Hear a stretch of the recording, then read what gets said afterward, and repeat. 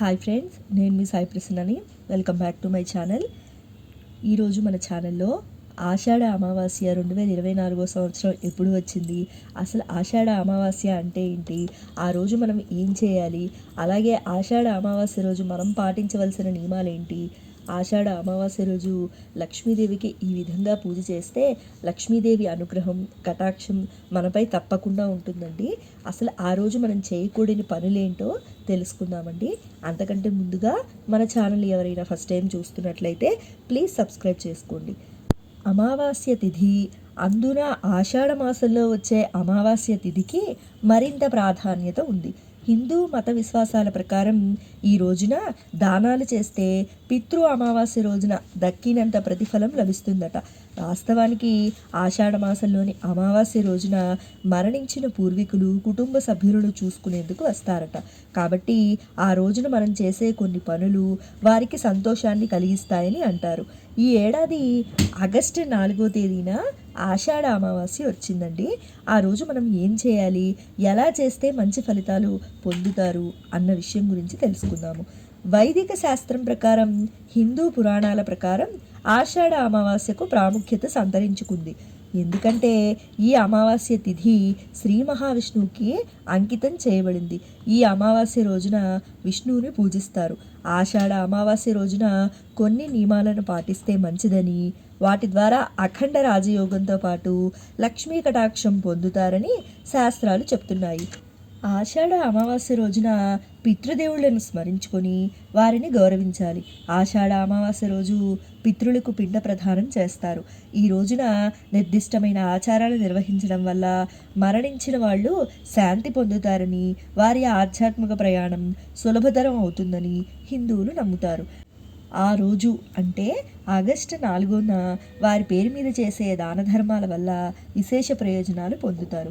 ఆషాఢ అమావాస్య రోజున ఉదయాన్నే స్నానం చేసి పూర్వీకులకు కుశ, నల్ల నువ్వులు, తెల్లటి పువ్వులను చేతిలో ఉంచుకొని తర్పణం చేయాలి.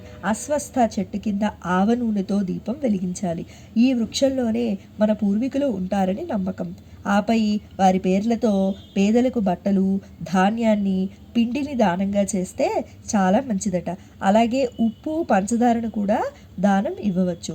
మరి ఆషాఢ అమావాస్య రోజున పాటించాల్సిన నియమాలు ఏంటో తెలుసుకుందాము. ఆషాఢ అమావాస్య రోజున ఆలస్యంగా నిద్రలేవకూడదు. అలా చేస్తే దరిద్ర దేవత తిష్ట వేసుకొని కూర్చుంటుంది. ఆషాఢ అమావాస్య నాడు పాటించే నియమాలలో తగిన జాగ్రత్తలు తీసుకుంటే మన ఇంట్లో ఉన్న దరిద్ర దేవతని తరిమేసి లక్ష్మీదేవిని ఆహ్వానించవచ్చు. అమావాస్య రోజున ఖచ్చితంగా తలస్నానం చేయాలి. అలా ఈ రోజున తలస్నానం చేయకపోతే దరిద్రం చుట్టుకుంటుంది. మరొక విషయం ఏంటంటే, ఈ రోజున ఎట్టి పరిస్థితుల్లో తలకు నూనె రాయకూడదు. అమావాస్య రోజున మీ పూజ గదిలో లక్ష్మీదేవి ఫోటో ముందు ఒక తమలపాకు ఉంచి అందులో ఒక మట్టి ప్రమిద పెట్టి అందులో 5 ఒత్తులు వేసి దీపారాధన చేయాలి. అలా ఈ దీపాన్ని లక్ష్మీదేవి పటం ముందు ఉంచి దీపారాధన చేయాలి. ఇలా ఎవరైతే చేస్తారో అలాంటి వారికి అష్టదరిద్రాలు పోయి అష్టైశ్వర్యాలు లభిస్తాయి. పౌరాణిక గ్రంథాల ప్రకారం ఈ అమావాస్య పూజలు, ఉపవాసాలు చేయటం వల్ల పాపాలు నశిస్తాయి. అలాగే ఇంటి ఈశాన్యంలో దీపారాధన చేయండి. ఇలా చేస్తే లక్ష్మీదేవి మీ ఇంట్లోకి అడుగు పెడుతుంది. అలాగే దీపాలకు ఆవు నూనె ఉపయోగించండి. అమావాస్య రోజున ఇంట్లో చీమలు కనపడితే వాటికి ఆహారం వేయండి. ఇలా చేయటం వల్ల మీ పూర్వీకుల ఆశీర్వాదాలు పొందుతారు. మీ కోరికలు నెరవేరుతాయి. ఇక ఈ మధ్యకాలంలో దృష్టిని తొలగించుకోవడానికి కాళ్లకు నల్లదారం కట్టుకుంటున్నారు. అమావాస్య రోజున ఆ దారం తొలగించి కొత్త దారాన్ని కట్టుకోండి. అలా చేయటం వల్ల మీపై నరదృష్టి తగలదు. అలాగే ఆర్థిక కష్టాలు ఉండవు. ఆడవాళ్ళు ఎడమకాలికి, మగవాళ్ళు కుడికాలికి కట్టుకోవాలి. చాలా కాలం నుండి డబ్బు సమస్యలతో బాధపడుతుంటే గాయత్రి మంత్రం జపించడం వల్ల డబ్బు సమస్యలు తీరుతాయి. అమావాస్య రోజున రాత్రి నిద్రించే ముందు 11 లవంగాలను ఒక గిన్నెలో తీసుకొని వాటి మీద నెయ్యి వేసి కాల్చాలి. లవంగాల నుండి వచ్చే పొగ మీ ఇంట్లో వ్యాప్తి చెందడం వల్ల మీ ఇంట్లో ఉండే నెగిటివ్ ఎనర్జీ తొలగిపోతుంది. తద్వారా లక్ష్మీ కటాక్షం కలుగుతుంది. అమావాస్య అంటే లక్ష్మీదేవికి అత్యంత ప్రీతికరమైన రోజు. అమావాస్య రోజున సాయంత్ర సమయంలో ఒక రాగి చెంబులో నీళ్లు పోసి దాన్ని ఇంటి గుమ్మం ముందు ఉంచండి. ఇలా చేస్తే మీ ఇంట్లో ఉన్న దరిద్ర దేవత వెళ్ళిపోతుంది. అలాగే మీ ఇంట్లోకి దేవతలు అడుగు పెడతారు. అమావాస్య రోజున మీ బీరువాను శుభ్రంగా తుడిచి దాని మీద స్వస్తిక్ చిహ్నం రాయండి. మీ బీరువాలు చిన్న లక్ష్మీ కాయిన్ లేదా లక్ష్మీ ఫోటోను ఉంచడం వల్ల బీరువాలో లక్ష్మీదేవి స్థిర నివాసం ఏర్పరచుకుంటుంది. తద్వారా మీరు ధనవంతులయ్యే అవకాశం ఉంటుంది.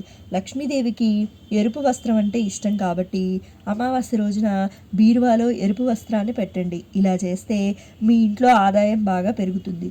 అమావాస్య రోజున స్నానం, నీటిలో పసుపు వేసుకొని స్నానం చేస్తే మీకున్న సమస్యలన్నీ తొలగిపోతాయి. అలాగే ఇంట్లో కూడా పసుపు నీళ్లు చల్లటం వల్ల నెగిటివ్ ఎనర్జీ తొలగిపోతుంది. అమావాస్య రోజున గోవుకి ఆహారం ఇవ్వడం వల్ల ముక్కోటి దేవతల ఆశీర్వాదం లభిస్తుంది. అలాగే ఆషాఢ అమావాస్య రోజున గోవుకు గడ్డి తినిపిస్తే కష్టాలు తొలగిపోయి తరతరాల ఐశ్వర్యం లభిస్తుందని జ్యోతిష్యులు చెప్తున్నారు. ఇక అమావాస్య రోజు చేయకూడని పనులేంటో తెలుసుకుందాము. పొరపాటును కూడా వృద్ధుల పట్ల అనుచితంగా ప్రవర్తించకూడదు. మద్యం మాంసాన్ని ముట్టడం కానీ గొడవలు పట్టడం కానీ చేయకూడదు. ఎవరైనా భిక్షగాడు మన ఇంటికి వస్తే ఖాళీ చేతులతో పంపించకూడదు.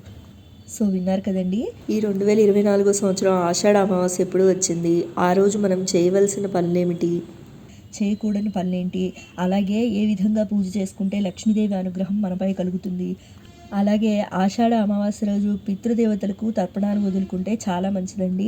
అవి ఎప్పుడు వదులుకోవాలి, ఏంటి, అసలు ఎలా వదులుకోవాలి అన్న విషయం గురించి తెలుసుకున్నాను కదండి. నా వీడియో మీకు ఇన్ఫర్మేటివ్గా అనిపించిందని అనుకుంటున్నాను. నా వీడియో మీకు నచ్చినట్లయితే లైక్ చేయండి, షేర్ చేయండి. కొత్త వాళ్ళు మన ఛానల్ చూస్తున్నట్లయితే సబ్స్క్రైబ్ చేసుకోండి. Thanks for watching.